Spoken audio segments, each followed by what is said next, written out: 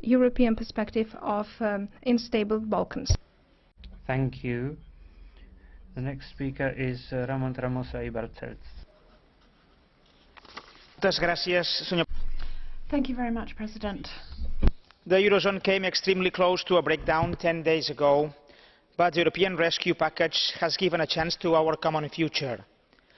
I believe that, more than speculators, the deep-rooted problems are in some Eurozone member states, with fiscal indiscipline, inefficient labour markets and massive debts on their private sectors. To save the Eurozone, we have to reform its governance.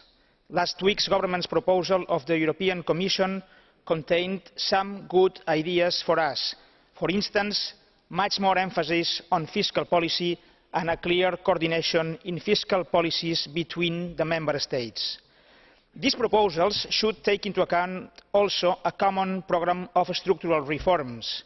In Spain, last week, Mr. Zapatero has chosen the austerity programme so that he can avoid the electorally more risky labour market reform.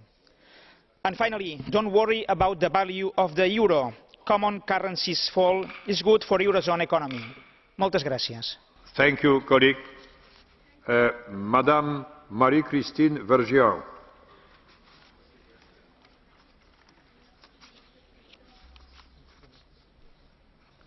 C'est avec consternation